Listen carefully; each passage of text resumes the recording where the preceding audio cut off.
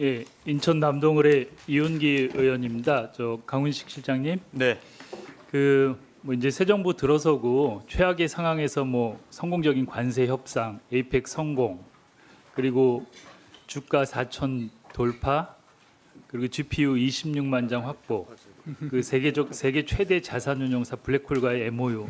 전 하나하나가 되게 놀랄만한 성과라고 생각을 합니다. 그 폐허 속에서. 그리고 그 대통령님도 말씀하셨지만 영혼까지 갈아 넣어서 총력을 다했다. 저는 대통령실의 모든 분들이 그렇게 고생한 결과라고 생각을 합니다. 그래서 감사드리고요. 그렇지만 이제 시작이라고 생각합니다. 이제 폐허 속에서 새로운 대한민국을 만들 수 있는 토대를 마련했고 이제 시작인데 계속 대통령 항상 그 말씀하시잖아요. 1시간을 5천만 시간이라고 생각하고 일하신다고 그런 심정으로 좀 일해서 정말 국민들이 살만한 나라를 좀 만들어 주셨으면 하는 당부 말씀드리고요. 그리고 그 국민들의 또 관심사 중에 하나가 지금 용산에 있는 대통령실을 청와대로 옮기는 문제에 관심이 상당히 많은 것 같습니다.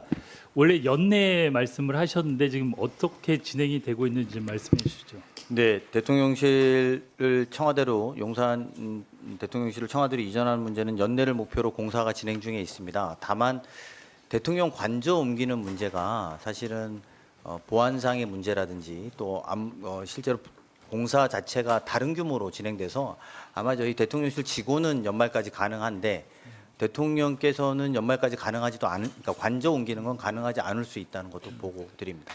연말 지나고 내년 뭐 초나 상반기 중에 네, 가능하다고 그렇습니다. 보면 상반기까지는 되겠습니까? 봐야 될 것 같습니다. 그러면 지금 그 용산 대통령실은 앞으로 어떤 용도로 사용합니까? 사후 용도에 대해서는 아직 논의해본 바는 없습니다. 그리고 제가 그 6월 4일 날 용산에 처음 가셨잖아요. 네. 그때 모든 국민들이 상당히 가슴이 아팠을 것 같아요. 그날 대통령께서 지금 용산 사무실에 왔는데 꼭 무덤 같다. 아무도 없다. 필기도구 제공도 없고 컴퓨터도 없고 프린터도 없다. 황당무계하다. 이렇게 말씀하셨어요. 그날 많은 국민들이 너무나 황당하고 가슴이 아팠을 것 같은데 실장님 그날 좀 그때 상황이나 심정이 좀 어떠셨어요? 네, 대통령께서 저희가 2시에 임명 선서를 하고 대통령께서 저한테 처음 지시하신 내용은 비상경제 TF를 소집하라고 말씀 주셨습니다. 그러면 비상경제 TF에 해당되는 분들이 누구인지 알아야 되고 그분의 연락처를 알아야 되는데 그게 누구인지도 또 그분들의 연락처를 저희가 인터넷이나 수소문에서 찾아서 비상경제 TF를 그날 오후에 열었던 기억이 납니다. 그리고 원래 이제 정권이 바뀌면 대통령직 인수에 관한 법률에 따라서 인수인계를 받는데 먼저 정권에서 인수인계를 제대로 받으셨습니까? 그냥 하나도 인수인계 받은 게 없습니다. 하나도 못 받았어요. 네, 하나도 없습니다. 이 법에 그렇게 돼 있는데 인수인계를 못 받으면 어떻게 되는 겁니까? 좀 법적 절차에 따라서 처리가 돼야 된다고 생각합니다. 그러면 이 부분은 나중에 법적 절차에 따라서 어떤 처리가 가능한가요? 저희가 아직 거기까지 확인해 보지 못해서 그럼 따로 저희가 확인해 보고 보고 드리겠습니다. 그래 그때 갔을 때 컴퓨터 본체가 없다, 모니터만 있고 하드는 다 어디 갔다, 뭐 이랬는데 업무를 초반에 어떻게 하셨어요? 그럼? 그래서 사실은 초반에는 이게 대통령실이라는 게 의원님 여기 대통령실에 계신 분들도 많이 있습니다만 보안 문제가 굉장히 중요한데 초반에는 휴대폰으로 연락하고 사실은 저희끼리 인터넷으로 휴대폰으로 검색해서 그 컴퓨터가 세팅된 것도 당연히 없었고 그 안에 내부의 결제 시스템도 작동되지 않았기 때문에 그런 상황들을 그냥 전화로 유선으로 확인하고 문서로 만들어서 보고하고 이랬던 기억이 납니다. 좀 안정화되기까지는 얼마나 걸리셨어요? 2달 정도 걸렸던 두 것 달이요? 같습니다. 네, 우와. 지금 5개월 됐는데 2달을 그렇게 네 하셨어요. 그렇습니다. 그리고 제가 보니까 대통령 기록물 이관 관련해서 이것도 목록만 있지 파일 진위 여부를 확인 못 한다는데 맞습니까? 네, 지금 그런 상황으로 보고받았습니다. 그러면 목록만 있지 이게 제대로 갔는지 파일이 확인할 수가 없는 겁니까? 네, 그런 상황입니다. 그래서 대통령 내에 집기가 무엇이 있고 대통령실 안에 집기가 무엇이 있고 어떤 게 있다고 하면 목록 대장이 있지 않습니까? 그게 맞는지 자체를 확인하지 못하는 상황이었습니다. 정말 심각하네요. 그리고 그 대통령 기록물 보면 보통 지정 기록물은 보통 한 15년 이내 이렇게 기록물 보호돼 있는데 다 30년으로 일괄 지정했다 그래요. 이거는 어떻게 보세요?